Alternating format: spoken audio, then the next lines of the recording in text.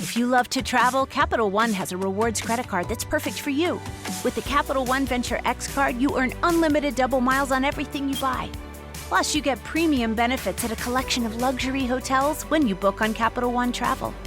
And with Venture X, you get access to over 1,000 airport lounges worldwide. Open up a world of travel possibilities with the Capital One Venture X card. What's in your wallet? Terms apply. Lounge access is subject to change. See CapitalOne.com for details. Do you want more success, more growth, more results? Then it's time for the Boundless Success Accelerator from the Modern Observer Group. This isn't your average coaching program. It's where top performers come to dominate. Weekly group sessions, on-demand coaching, a community that's got your back, and a power-packed library of tools to supercharge your business and career. No more excuses, no more waiting. Get in, level up, and start building the life you've been dreaming about. Visit us at modernobserver.com/boundlesssuccess to join today. Let's get you to the next level.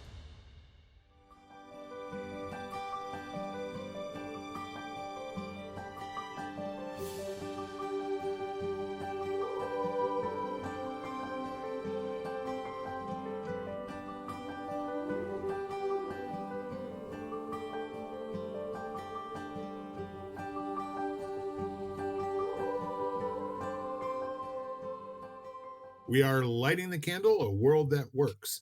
I am Bill Correll, and I am joined by my longtime partnerette, Jan Jeremias, who I dearly love. And this week, we're also joined by Dave Roberts. We'll refresh you on the format and what we do here on a weekly basis. We get together and we make stuff up. Pretty much have a conversation about whatever hits us, but the idea is to stay somewhere in the empowerment ballpark. We may drift from it from time to time, but we do manage to get back there somehow before the hour is up. But with that said, we're just talking about the weather. And I really love that old saying. It was either Will Rogers or Mark Twain who said, everybody's complaining about it, but nobody's doing anything to change it, right? So that's what life seems like sometimes, doesn't it? Like you're at the mercy of whatever weather or whatever storm shows up, and it alters your idea of what you thought your day was going to be. And I'm really pleased to say that where I am at the moment, I was about 2,000 miles away from both Jan and Dave, because I'm in the Mile High City in Denver, Colorado. And the weather here is perfectly fine. So with that said, I'm rarely on this end of the good weather, so I am gloating over that a little bit, guys, so I hope you won't hold that against me. Not at all. No. So topic of conversation for this week, open for suggestions. Is there anything that's top of the mind, or maybe a recent conversation that you had with somebody else that might bear fleshing out a little bit?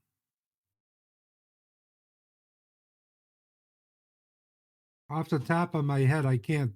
There's several things that are coming to my head, but not one that is like percolating as a must seat, as a must talk about topic. Well, I'll tell you what I'll do then. I will toss out. I had a lovely dinner last night with my daughter's husband's family. He's got a bunch of brothers that are here in Denver, Colorado. There were 3 of them that showed up for dinner with us last night. Actually, a 4th came with his 10-year spouse. And we just talked about everything under the sun. And funny enough, I mean, here's what you don't know about them. They're all half Navajo. So the topics of conversation in the past, a lot of times have had something to do with current events or what have you. Not last night. Last night we were eating good sushi together, having a great time. And the neat part of it is that most of them are teetotalers. They don't even drink. They didn't have a beer or anything like that. I did. I'm on vacation. That's what I do when I'm on vacation.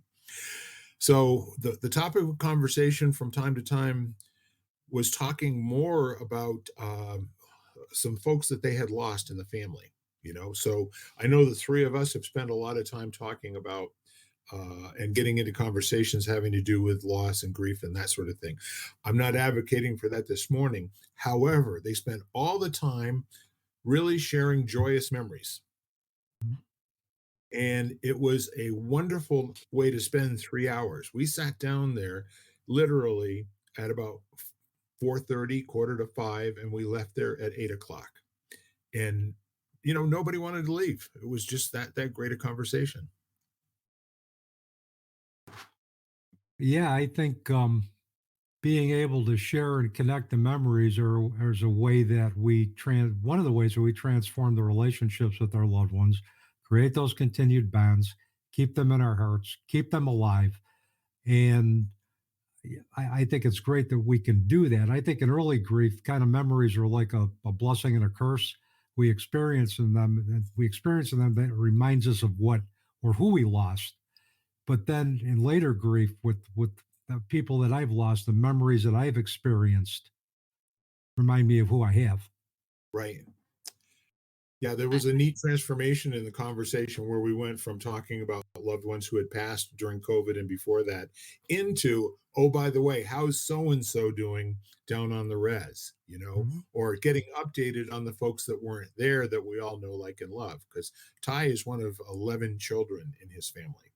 So there's lots of folks to talk about. All good stuff. I think for me, I mean, I look at my personal experience, and it happens to be that yesterday was my dad's birthday. So, my dad passed away, and this coming week is the anniversary of his passing. So he's been on my mind a lot anyway. And so Yeah, yesterday, as I got up and I thought about it and I looked at his picture, I actually lit a candle and wished him a happy birthday and everything. And some of the memories came back. And I think it doesn't bother me that I still have a tinge of that sadness or kind of like those things because I kind of like just feel like I'm kind of prepared for it now, I guess is a good way to put it. It's kind of yes, like I feel like I'm going to revisit those memories. And even though they're happy memories or whatever they are, it's kind of just realizing that there's nothing wrong with me if I get a tinge sad Yeah. because of that. And I think that that's really been kind of normalized it all for me because I used to, at points in my life, I always felt like, oh, okay, well, I should be over that already.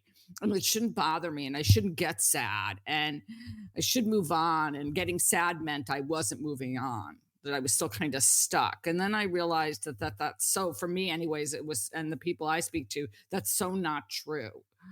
That right. I'm like, it's okay. Like Yeah. it was perfectly fine. I mean, it was what it was. I was glad that I did that and I kind of had that honoring of him and I did think about him and I wouldn't have pushed that away either like Dave shared. I mean, that's a way for me to keep him alive in my heart.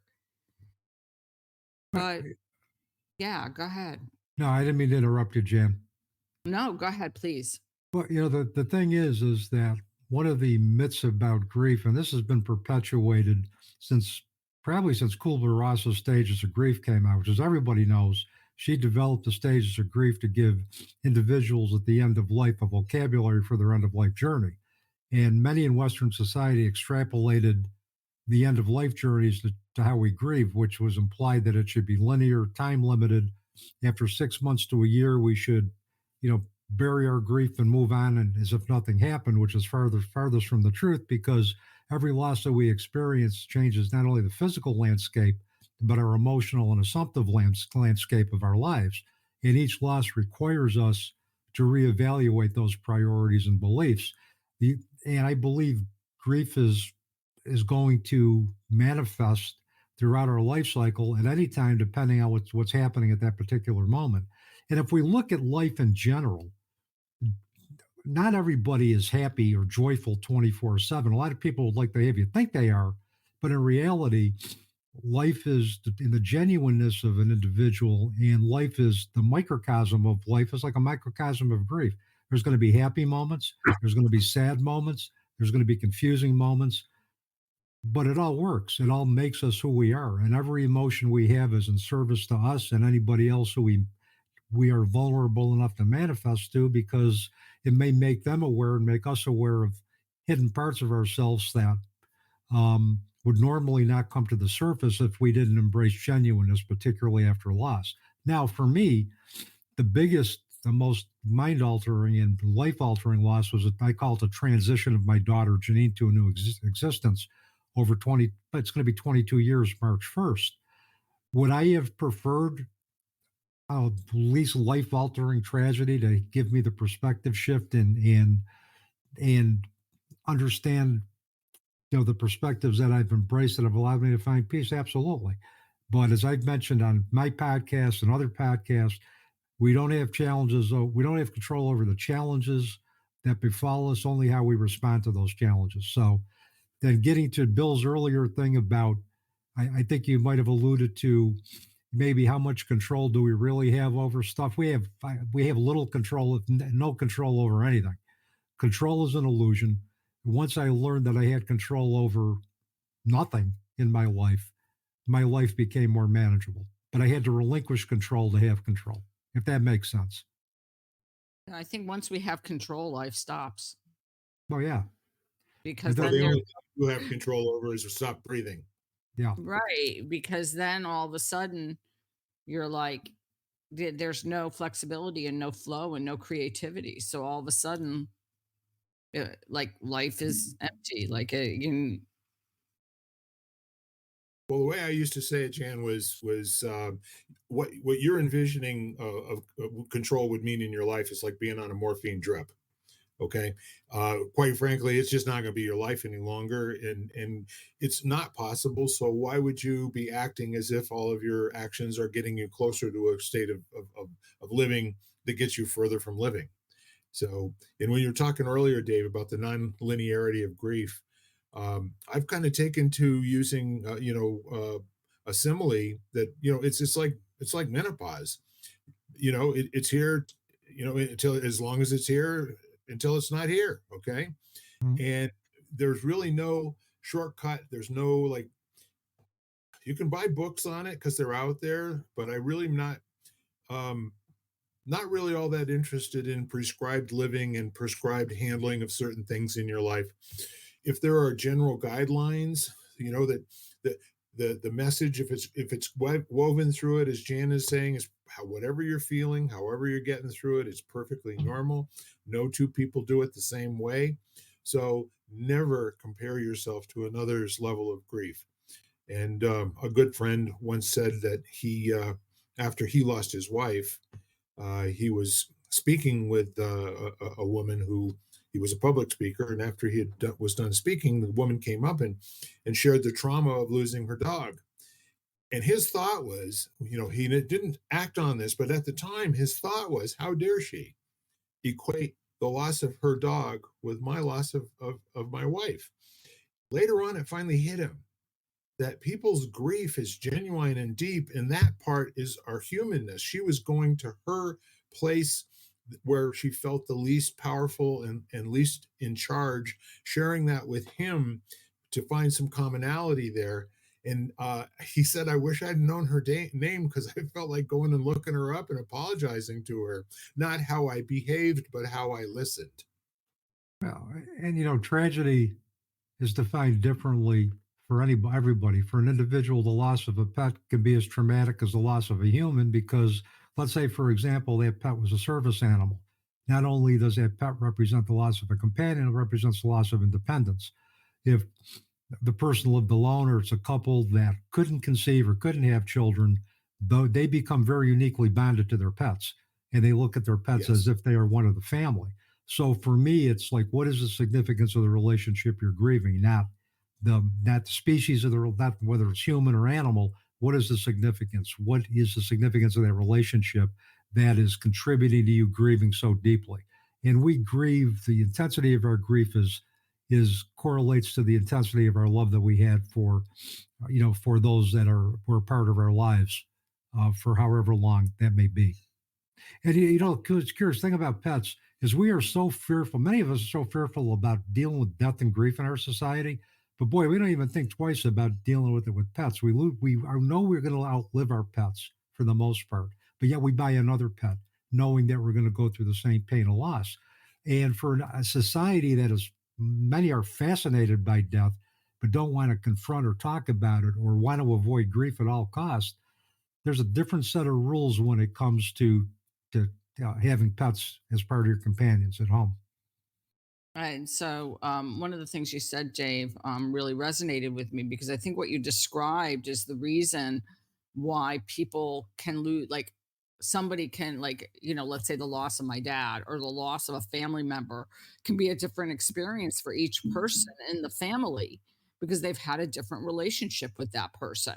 And so, therefore, how I grieve the same person as, we might be grieving that same person. Let's say my brothers who also lost a father, but that whole experience is very different for all three of us because we had very different relationships with my father. Mm-hmm. And you speak my language when you speak about pets because I think that, first of all, the relationship we have with our pets is truly unique. I mean, we're in very few relationships that we have that are totally unconditional love, where and so I think that usually people, in some way, whether it's ill intentioned or whether it's positive, they usually have an agenda for us or with the way they think we are supposed to quote unquote live. And our pet really has no agenda except to make us happy. Mm-hmm. Like that's their only agenda. He's like, and so I think that very few people feel like that in their normal lives. And so that relationship with a pet is unique. And I agree with you. But yet there are people who lose a pet and then say they're never going to have another pet because they could never go through it again. That's me. Yeah. After almost 50 years together, my wife and I lost our last two men folk, two old boys, a couple cats, and we'd had them, got them 2 years apart, and they were just with us everywhere that we went, and it was a long goodbye for both of them because you get to a certain age and their kidneys stop functioning, and we have to give them injections of Ringer's fluid and all the rest of that. But without getting too deep into the weeds, after they passed, I had 4 or 5 friends call me up and say, "Hey, my cat just had a litter of kittens," and I said, "I appreciate where you're coming from. I don't think we're uh, in a space right now where we can invite the next heartbreak into our life. Yeah. We would not have had these 2 cats except for both of our daughters had these kitty cats and then left home. This is one of those midlife things for them where they came back, brought their cats with them, and when they left, they didn't take their kitty cats with them, so we ended up with these 2 boys. Now they were a ton of fun and absolutely marvelous, and I just know that after saying goodbye to over 30 kitty cats and 3 dogs over the years, at this point in our life, we were just gonna, like hang out for a minute. Yeah. And I felt the same way, Bill, when we have 4 cats in our house, two that are were one was a gift to my daughter Janine, the other was a rescue cat that my daughter and I found, and 2 other rescue cats that we took when my son moved to a place that didn't allow animals. So we had 4. Each one of those cats taught me something about myself. And when Zoe transitioned the Rainbow Bridge in July of 2022, Sherry and I just said, no, we're just, and we just didn't want to just go through the heartbreak again of losing it, of going, getting close to another animal and then experiencing that grief again. That may change, who knows? I mean, there may be a cat that may find me and that the energy and the bond is indescribable, and I'm going to have to take that cat home with me. But until that happens, um, pet loss has also been a very intricate part of my life. I've transitioned 7 animals in addition to the humans that I've lost since the age of 5 in my life, and with obviously the most life altering being the transition of my daughter. So I'm with you on that at this point. I think that ship for now has sailed. Well, And I'm going to, like, I mean my Tonka's 13 and I think about it every now and then as he, as I see him aging, even though in some ways he's not aging at all, but in other ways I definitely see a difference. And I think about it and I don't think I could be without a dog. I mean, partly it also might be my living situation like you spoke of, so he is my companion and my, and sort of like my connection, like in so many ways. Like, I mean, basically he helps me to get outside every day and to, you know, and to be out in nature where sometimes I think I might tend to, you know, hibernate a little bit too much. So it's really a benefit for me. And I don't think that I would ever give that up. And, but yeah, I mean, and I think that you have to just know that about yourself. You have to, Mhm. and I'm prepared. I mean, for the fact that I probably will end up, with another dog or another cat. I mean, I'm more inclined for a dog at the moment, but that might change. I've had both through the years. I've had both dogs and cats. So I love them both. So it's not like I have a bias toward one or the other, but it's more toward having company and having some other living being besides for plants in my house. Mhm.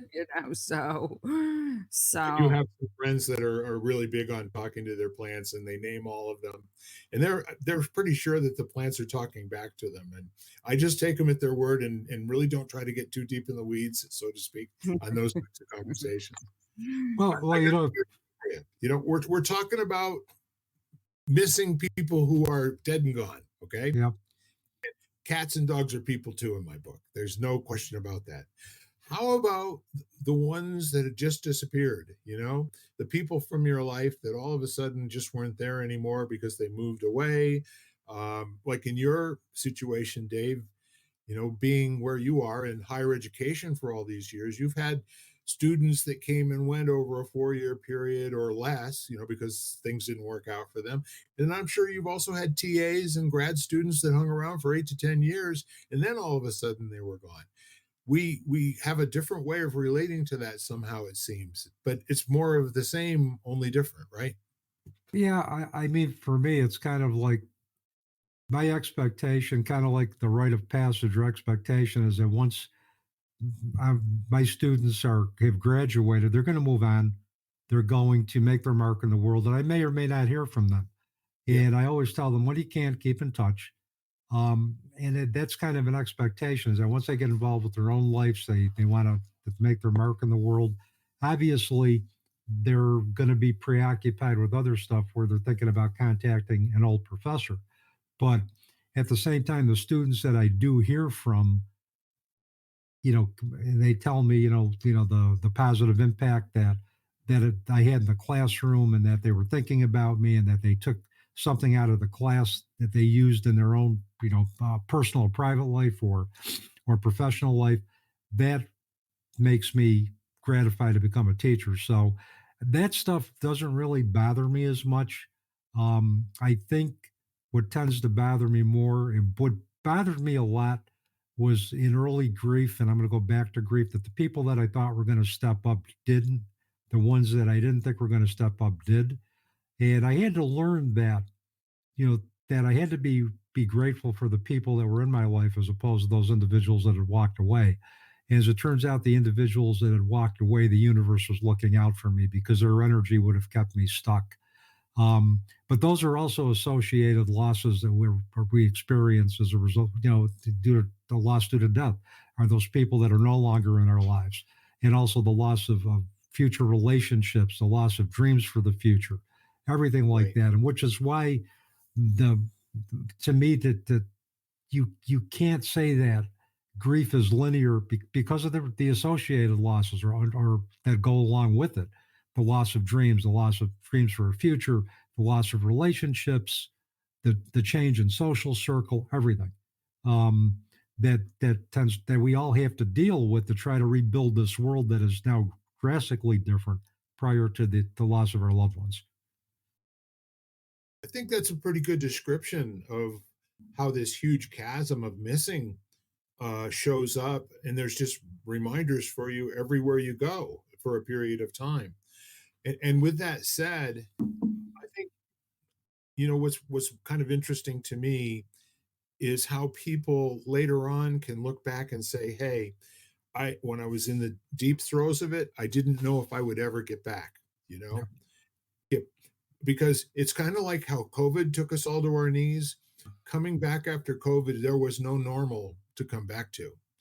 It was literally making a different existence, a different set of priorities, a different ways. For a lot of us, it was a different way to make a living. because most of the things that I was doing in terms of working with owners of large buildings, and doing upgrades to roofing and heating systems and, energy conservation and all that kind of stuff. They didn't have any money, and there was no banking available for them either. So I had to go back to work again, doing computer Mhm. stuff that didn't really get me all that excited, and it still doesn't, because it doesn't get me in front of enough people, if you know what I mean. And I love Mm. hanging out with people.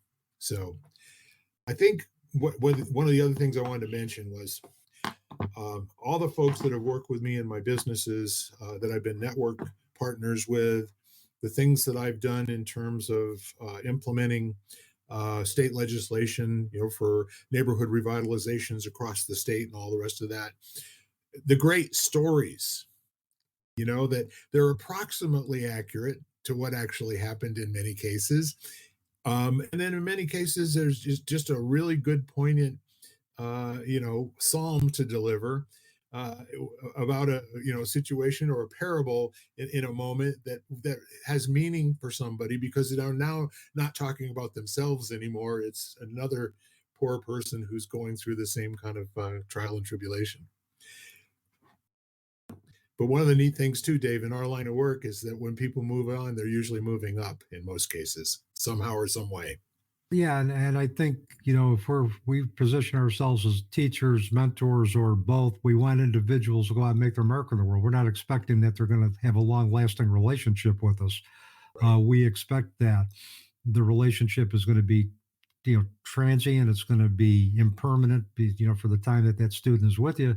But we hope that what they take out of the classroom, they can make their mark. And it's kind of like for a teacher, that's for me like the pay it forward philosophy. Taking what comes out of the classroom and applying it in real life and seeing the benefits that that has not only to yourself but to others that you come into contact with. Yeah. And Jan, you in particular, in terms of the way that you interact with amazing people all over the planet, through LinkedIn and some of the other things that you're doing with your online classes and discussion groups and readings, and um,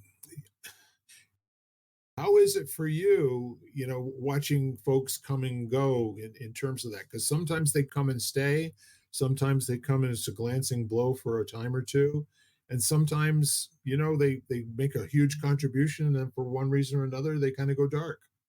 Yeah, I mean, I think it's kind of a mixed bag, and for me, at points, it is challenging, and then I have to get into a little perspective of the fact that there are people who come in for, just periods of time, shorter moments, and there are people who leave. I mean, I also find it in collaborations, which I thought were going to last far longer than they did. And then all of a sudden, for whatever reason, one decides that, kind of like, they're going to move on. And all of a sudden, they're going to do stuff on their own, being a solopreneur. Sometimes at points that's been challenging, and I kind of have to step back. And my phrase in mind is always, well, when one door closes, another door opens. And so have to keep that in my mind at points when, especially after I find that when you have that kind of immediate time afterwards, because my tendency was always like, oh, I've got to fill this up because this feels very empty, and so I've got to, what can I do to, like, who can I find to now collaborate with, and what can I do next, and to sit back and give myself that little bit of breathing room, as uncomfortable as sometimes those moments are, and say, okay, breathe, and it'll all happen when it's supposed to happen, and step back and kind of get in a little perspective. But at points, that's been challenging. Yeah. That kind of emptiness or the void, I guess. Void is a really great word. And to sit there and say to yourself, like anything, like it's okay to have an empty container for a while, Mhm. like to have that space be empty for a while and then decide what you want to fill it with. Yeah. Just a comment. That's very powerful. That wouldn't occur to most people. Bless the silence now, bless the opening, see what that's all about. And if we were to take the depths of the loss and call that disempowerment, and that getting back to some semblance of having some normalcy in your life, whatever that is, empowerment. What would you say were the tools that you may have picked up along the way that kind of move you closer over time to empowerment? That's a question for both of you. Well, I think for me, it was realizing that I had the permission to set boundaries with who and what I wanted to experience in my life, and who and what I didn't want to experience in my life. Um, Native American, the Native American teachings of animals and nature, particularly Jamie Sam's. There's an animal, the armadillo, and if you look at the armadillo, they have this shield, shield of armor.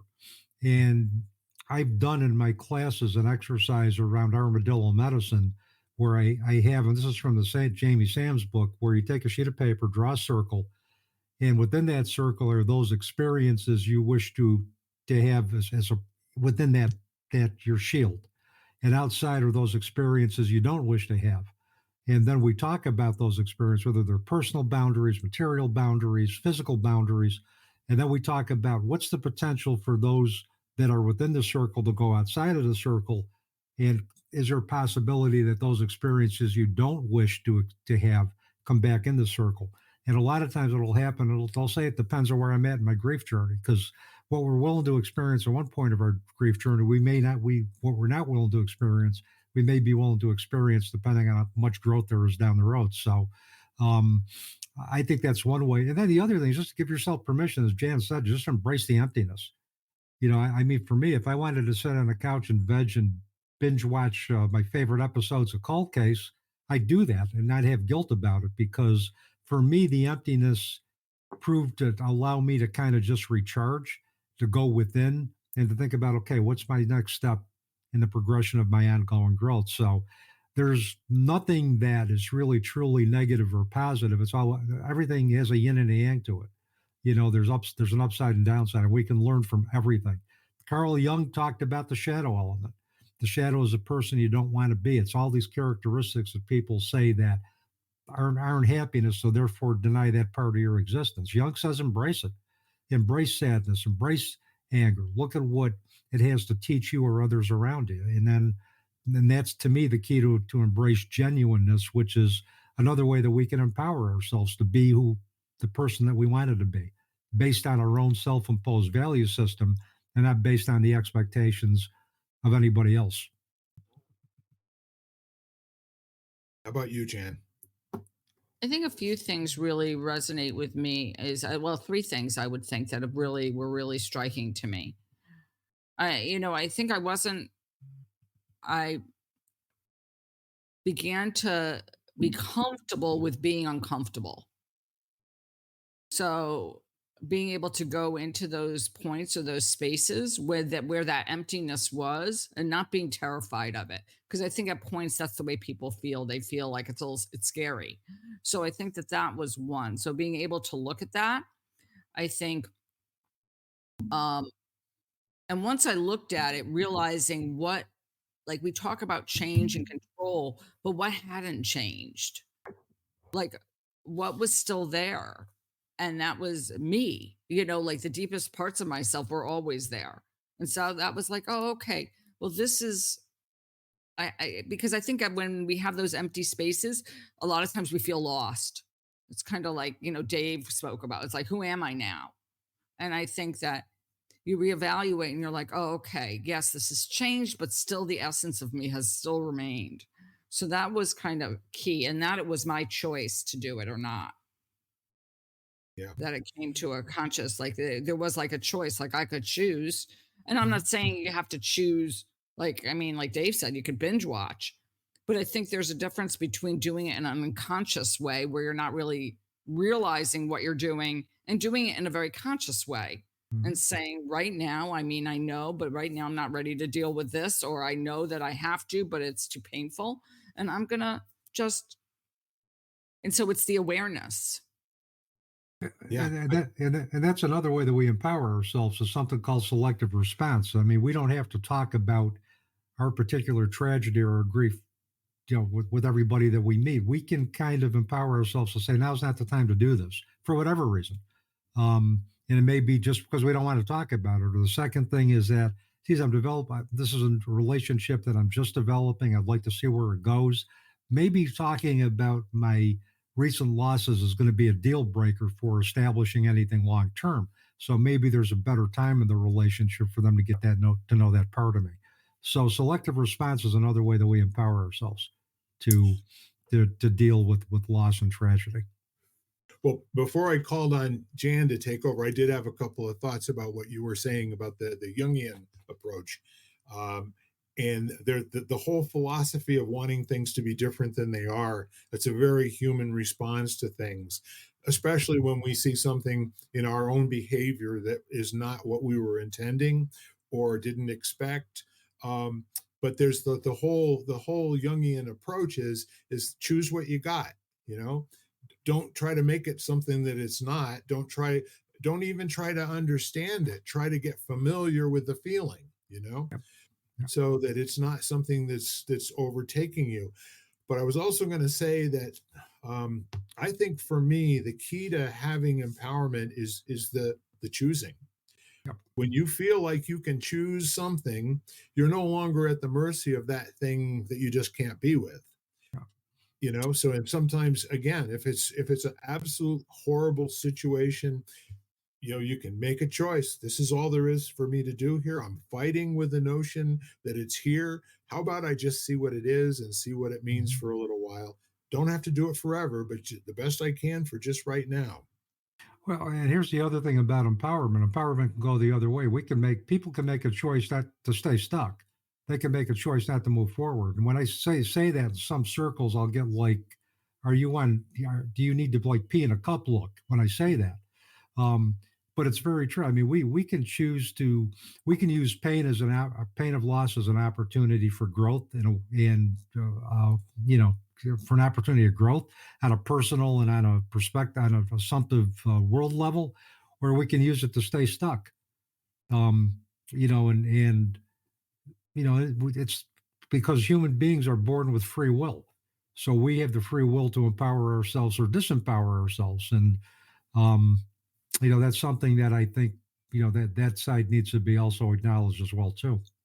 Well, the interesting thing about that disempowerment side is in many cases, it's a lot like grabbing a live wire or sticking a fork into an outlet, Hmm. and you don't realize you made the choice to put your fork there. You can Yeah. make the choice to let go of it, but as your body is, getting jolted, and it takes a little bit of, I think, work to get to the point where people can actually even embrace the idea that they do have choice. Yeah. Well, and I think really in grief, do feel disempowered because of what loss does physically, what it does cognitively, what it does psychologically, and every loss is going to that is going to have those that same universal experience no matter what. It doesn't matter how many losses you've had, you're going to go through all the physical and the psychological changes. And I think for some individuals, they may confuse disempowerment with hanging on to the pain. If they hang on to the pain long enough, this way they're always going to remember their loved ones. But we can remember our loved ones through happy memories as well too, not just hanging on to the pain or being afraid of having joy because we feel that we're going to dishonor the memory of our loved ones. I mean, joy, pain, sadness, it's a microcosm of all the emotions we experience. It creates like this mosaic pathway that, of all the emotions that we walk. And it's just, the way it is, the way God intended us to be. We create it. We have every emotion, every possible thought in the universe, and we are in service to each other because we can mirror that to each other. And I'm not taking that. That's not something I'm going to credit myself with. That's out of Debbie Ford's book, the Dark Side of the Light Chasers, and she takes off on Jung's shadow element to come up with a whole different personal and self-help perspective in terms of how to use shadow to improve the quality of your life. Well, I always love that conversation where God is saying to Adam and Eve, "I gave you free will," Yeah, and they said, "Well, what does that mean?" He said, "I don't know, and I wouldn't tell you if I did. that's right. Go have some fun." Yeah, find out for yourself. But one of the things you said about choice is sometimes, and I think that that's why I always gravitated to the way I practice yoga because it was always this sort of experiment of basically trying things on, of like, and feeling it in your body. So it was kind of like doing a pose a particular way and then saying, that just doesn't feel right, and trying it differently and saying, oh no, that was a big mistake. And then, and playing with that. That's why I always like that kind of idea of getting comfortable with being uncomfortable. It's kind of like this play of like, you dip your toe in and you go, okay, that's, that's okay or whatever, but maybe I can go in a little deeper, and you keep on playing with that. I mean, people use different ways to do it. I used, a very physical way to have that experience, and it has always served of great value to me because it's this opportunity that I would get to practice that on a daily basis, where I could Mhm. sit there and say, okay, well, today I'm going to play with this and see what that feels like to me. And there are days I made monstrous mistakes and got hurt. And then there were other days where you kind of err on the side of caution and you're like, okay, well, yesterday I hurt myself. Today I don't want to hurt myself. So maybe I don't do it as much or whatever. And it's this constant, but yet you're doing it all the time. So that when life gives you that experience, or you have to have an opportunity where you're kind of playing in normal everyday existence, you know what it feels like. But what I really love about what you're saying is that that whole conversation about being comfortable with being uncomfortable, it's like, everybody wants to jump to wisdom. The old saying, where does wisdom come from? Well, wisdom comes from experience. Where does experience come from? Uh, Good, bad judgment, whatever. So the point is that I think I left a step out in there, but the point is that you have to get through something the first time to know that it's not going to be the end of your existence. Yeah. Then when you know that it's not an existential threat, you're more willing to do something that seems like that again. And then as time goes on, you're constantly finding your way back to equilibrium or Yeah. balance. I think the pain that we experience from any tragedy, if we allow it, it can teach us something. It can allow us to find our greater purpose.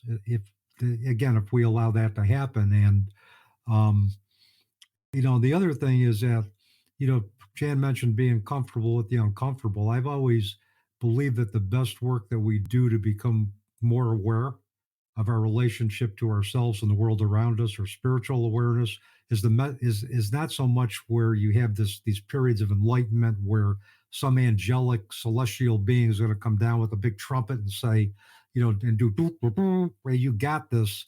It's doing the messy work. It's getting to the parts of ourselves that are uncomfortable. And the best spiritual growth that occurs is when we're willing to dive into the messy and come to peace with that, and also learn what it can teach us about ourselves. Yeah. Well, I'll tell you what, I'm still waiting for that angel with the trumpet. I've yet to see one. If I see that, Bill, you'll be the first one I call. We'll co-write a book on that, Dave. That's right. That's right. Yeah. But I Um, agree with you. The blood and guts physical world is where the training takes place. Avoiding it just lengthens the amount of training you're going to have to take. So well, what we learn in the physical world is whether or not we know it or believe it or buy into it is ultimately for the good of the evolution of our souls anyway. yeah, But at the time, it's harder for us to see that because we're too busy living the human experience and the pain that is inherent to a lot of what happens to us in the human experience to see the greater purpose and what until we get farther along and we avail ourselves of some wise mentors, support spiritual mentors who could help us see the greater purpose beyond what we've experienced in the human form. yeah. Jan, you have a thought? I know I was just sitting with what you guys were saying, and I think that to me, I think about those times and that processing, and you talk about wisdom, and I think a lot of that comes from, like that period of reflection. And you might say that quiet after something or the emptiness, but it is the reflection afterwards and taking a moment to truly be present. And I'm doing a program right now, and that's what we talked about yesterday. It's like this the tendency for many of us is to think about what's next all the time. Yeah. I'm going to do that. And then I'm going to do this next. And then I'm going to do that, And so we're constantly like, we're never in an experience for any lengthy period of time because we're always thinking about what's next and either what we're going to do next or what the next step is, where we haven't really been in that for the step we're in, Yeah. if that makes sense. No, Yeah. it makes perfect sense, and particularly in a society we live in that focuses on productivity and achievement. It's like, we don't allow ourselves to just kind of savor the moment and say, boy, this was a great accomplishment. We're thinking about the next best thing. And particularly when you're in that age range, I think of 25 to 44, that's when you want to make your mark. It's always what's the next best thing, and you don't give yourselves time to savor what you already accomplished. Well, see, there's another thing here too. Is Joseph Campbell's, the hero's journey, where it's a helix, but built into the journey is the preparation before you start. And we're not talking about necessarily, Hercules or one of the other mythological journeys, but for our journey, if we can break down what we're doing in life into these steps where you plan it, you gather everything you need to do it, you execute it, you complete the execution on it, you win or you lose, but then you take time to reflect. That reflection time to both get a lesson if there is one there, and maybe some ideas, new ideas to carry forward into the next time, but also to recover yourself, to get yourself back up to full fighting strength again, so that you're not going segue to segue to segue to segue and never having that sense of ever completing anything and never knowing when it's going to be done in the future. But if you map it out in such a way where you can stop and catch a breath afterwards, reflect on it a little bit, and then choose to get started as opposed to just segueing into it automatically. Mhm. When you learn that at 25, you become a very powerful human being in the world. I'm reminded of the book by Dan Millman.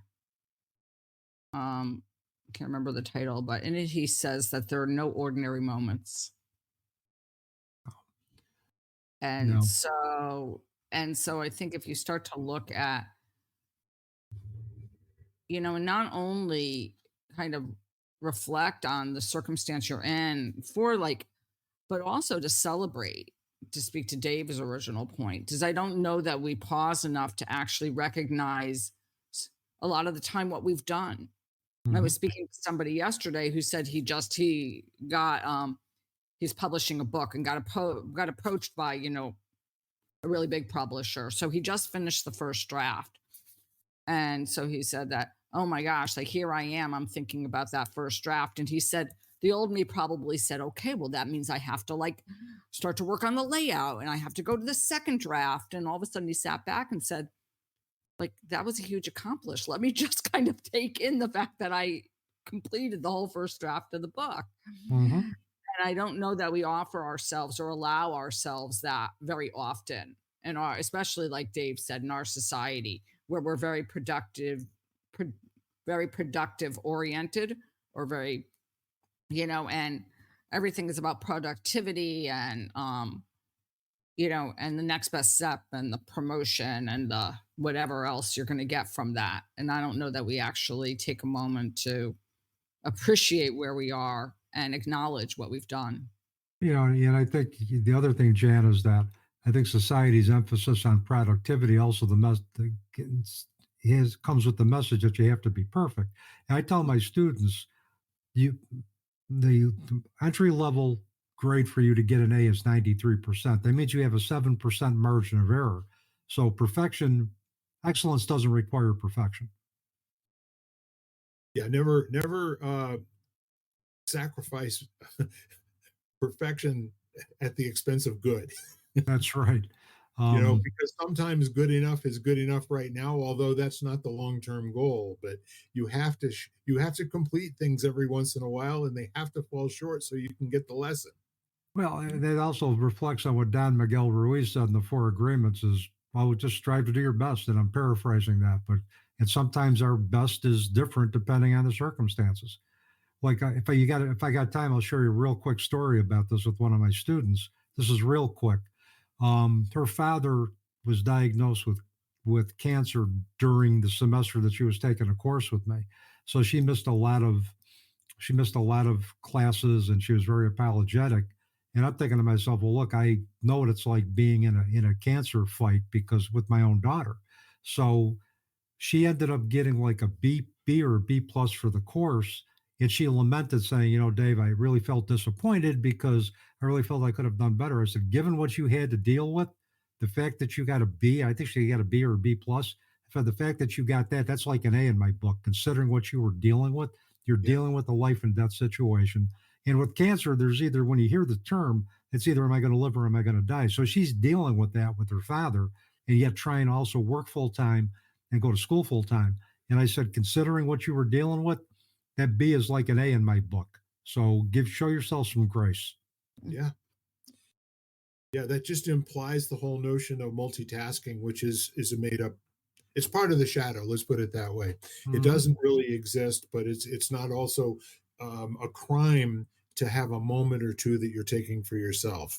And That's right. I do know people who when the moment they get off of a vacation, they schedule their next one.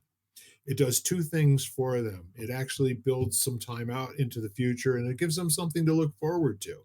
Mhm. And nobody wants to go on a vacation exhausted. Have you ever noticed that?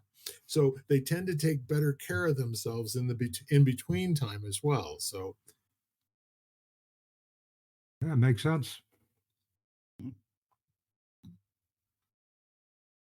So empowerment kind of comes in flashes and waves, right? Mhm. And then it's like it's opening and it's closing and it's opening and it's closing. How you experience every moment is really the assault of the 80,000 thoughts that we have per day. And I think for most of it, they're not necessarily our most, shall we call it, enlightened thinking. More often than not, it's something that we need to be aware of or be afraid of or be concerned about. Or so the whole notion of being able to stand in there with those thoughts long enough to sort them and to give yourself the room to take a moment or two until the emotional aspect, because you're going to get a subliminal response to things that are upsetting to you. And in most cases we don't take the time to go any further than noticing that, yeah, I'm upset. And if you can say that, that's presencing it for the moment. But then a lot of people will take a lot of time trying to figure out why they're upset. And I think there's a one size fits all. The answer to that is because you're a human being. And it's the nature of all of us to think that there's something wrong around here somewhere. Something wrong with me, something wrong with the system, something wrong with you. Give that up and allow those thoughts to go sit in the corner and get the work done. But don't tell them that have plenty of time for those thoughts later. You can come back and haunt me all you want to, but just not right now. Mhm. Make your own empowerment, in other words. Get to be you know anything that you do, martial arts, yoga, psychology, these are all things that are empirically based on having done the work of something before to get to the point where you're thinking and behaving and believing different. And if your belief system is something that's empowering you, I think that's really, it works automatically that way. Not that Mhm. it's correct, not that beliefs are correct necessarily, but they're going to give you some impetus in the world and help you carry you through some tight spots if you're working on making yourself healthy and whole. I mean, everybody's belief system is different. Um, there's so many different holistic practices, spiritual practices, different schools of thought, different religions that people can just pick and choose from. That everybody's belief system is going to be different. It's not doesn't mean it's wrong. It's just it's theirs, and Yes, it's up to us to be able to understand their belief system, see where we align with it or don't align with it, but hold space for that respectfully. sure. And when I refer to belief system, I'm not speaking, dogmatically or No. ideologically.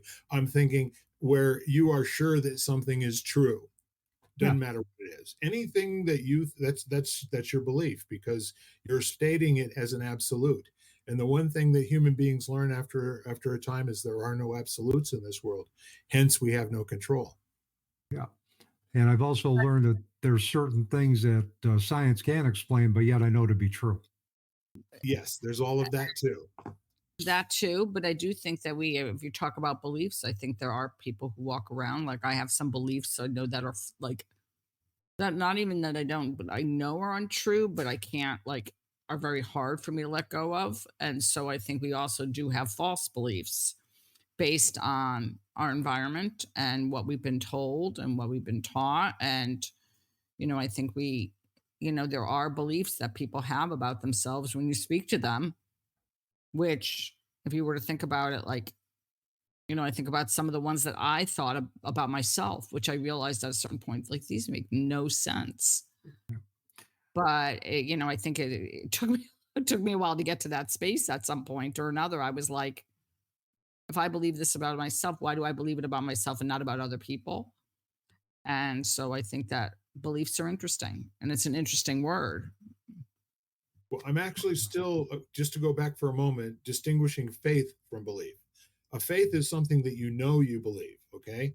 But most of the beliefs that are in your way are things you don't know, and are unwilling to find out what it is that's causing you conflict because you keep bumping into the same thing over and over again. And Mhm. that's where the choice comes in. Well, and the other thing is that I think individuals may be reluctant to embrace beliefs that they believe are at odds with their core belief system because they believe, well, I have to substitute these new beliefs for my core beliefs, and that's not the case. It's Yeah, basically it's expanding and adding to, and it's not in addition to, it's instead of. And that's something that I learned in conversations, numerous conversations with my friend and mentor, Reverend Patty Farino. We talked about critical thinking. We talked about, and it's belief expansion. Um, and we can empower ourselves to say, okay, this I can take this part of this belief system and incorporate it and leave the rest. And that's where it becomes empowering, where we get to choose. And we don't. And I think people's fear of relinquishing what's new to them, or yeah, what's familiar to them, prevents them from embracing something new. And actually, when you expand your belief system, it just opens up a whole new world for you. Belief expansion helped me eventually find peace with my daughter's transition, sure. Yeah, but I guess I'm thinking, among other things. but I guess I was thinking of belief as much more about things you believe about yourself. And then that way, like what you believe you're capable of or what you believe about yourself, which often is wrong. Yeah, Yeah, and and so I'm not talking about beliefs in something like you said, Dave, where I mean, I know there are, let's say, holistic modalities that I don't totally understand, but I know they work. yeah, And so, coming from a very scientific oriented person, science based person, that was always, and finally, I was just like, I don't need to know everything. Like, I don't need to understand why. I just know it works. Like, I don't need to know the reason why it works. It but works. what I love about the different ways that we're saying this is we come back to your becoming comfortable with being uncomfortable.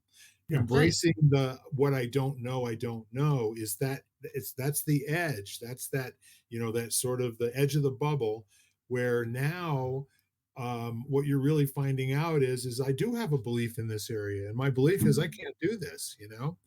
And Yep. it may become unconcealed in a situation where you're actually building your own pathway to whatever it is that you truly want in the moment. And almost all of us are trying to find a place where there's stasis, you Yeah. just are like Oh, everything's cool again, right?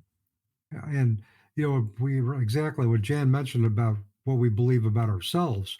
There's a teaching in my favorite book on The Afterlife of Billy Fingers by Annie Kagan, where the teaching from Billy is that society teaches limitation, not potential. So people buy into what they can't do and they believe, well, I can't do this, when in reality, they're buying into a narrative that's based on somebody else's probably arbitrary beliefs about what they can do. So what I tell my students is that I don't care what your past history has been in other classes, what your grades are. I'm going to treat you as if you're capable of doing great things, because otherwise you're shortchanging. I'm shortchanging you. Now, if you buy into that, that's up to you. But I'm always going to treat you as if you can reach your greatest potential and do your greatest work in my class.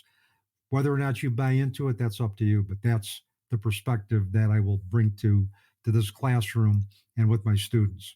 I mean, I'm working on a book right now. I'm contributing to a book. And part of it is that we're talking about our environments and how we were like, how we grew up and how that influenced the people. In some ways, that's part of it, and how it influenced the people we became. And, after writing this chapter and kind of, you realize how much of what you were told, and even if you didn't let it hinder, like, let's say, I'm the first, like, I'm a solopreneur. My parents always had much steadier jobs, didn't have that. They didn't have that entrepreneurial type, like, type, let's say, gene. And so the whole idea of being in your own business and what that means, and the effort and all that kind of stuff, like, they really don't, like, never could understand. And that was also very fear based. It was called to, like, well, don't do that because you never know what might happen. Like, why don't you go out and find something that's a little bit more consistent, a little bit more steady, all these different messages, which was really coming from them and their fear, and not Mhm. really, was not really about me at all. It was really about them and what they felt comfortable with. And so I think that, that's what we have to realize about our own belief systems, how much of it came from, like I said, what we were told or the environment we were brought up in. Yeah. And early experience does matter. Sure does. Exactly. And if you're stuck, as you said before, and choosing to be stuck, a lot of us make that decision to be stuck and forget we make it. So Mhm. we're still sitting there in a stuck state, Well, knowing, knowing this doesn't have to be this way, but why am I not, start having those questions. Why am I not doing something? Why am I not doing what I know to be the thing to do? and we end up putting ourselves in situations that, to allow us to relive the trauma too. Yep. And I think Freud had mentioned something. I was reading this in a book called Into the Soul of the World by Brad Wetzler, is that we unconsciously gravitate to the situations that traumatize us, and I'm paraphrasing this, in the attempt to heal. But it's like Einstein's definition of insanity. We do the same thing over and over, expecting to get different results. Right. Right. But there is something very attractive about things that are familiar. Yeah. And that being the case, we know the way in and we know the way back out. We survived every one of those failures and we were able to live with it. And that's just not putting you on the road to greatness, is it? No. No, but I always say, it's really, it's the devil you know versus the devil you don't know. And this Yes. feeling of, like, this may be rotten, but I know this rotten, Yeah. you know? And if we experience something that isn't rotten, individuals who come from unhealthy backgrounds because they don't believe they deserve anything other than rottenness will find a way to self sabotage anything that's good. Manufacturing rottenness as a way of being. I like Yeah. Yeah. it. Yeah. There's a chapter for another book. So, We're not even Manufacturing talking. of that. Well, lady and gentlemen, we're kind of at that point now where it would be useful to summarize a little bit. And Dave, since you're our guest this week, have you got any thoughts you want to leave the folks at home with? yeah, there is a quote in a book, and I mentioned the book Into the Soul of the World by Brad Wetzler earlier. There is a quote that to me is the ultimate message of empowerment for anybody that has come from a dysfunctional family. And I'm going to see if I can remember this. This is something that it's in the book, and his therapist told him this. Um, you are not the child of your parents any longer. You are a child of this world, a child of this universe, a child of God.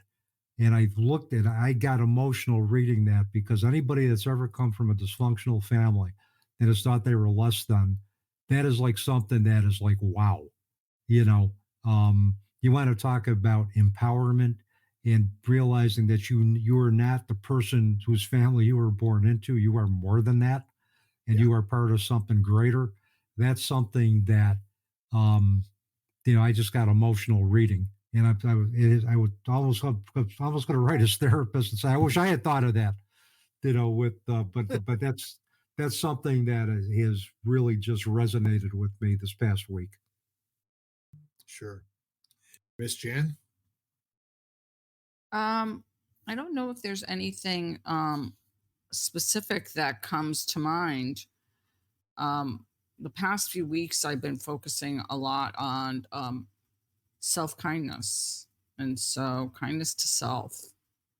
So, I've been focused on, you know, directing kindness and kind self talk to myself. And that's been my mode of empowerment over the last like few weeks. Um, yeah, that's been my path. Absolutely love what both of you have said. Every last one of us on the face of the planet feels less than in some circumstances. And about the smartest thing you can ever do is to take those thoughts and share them with someone you trust.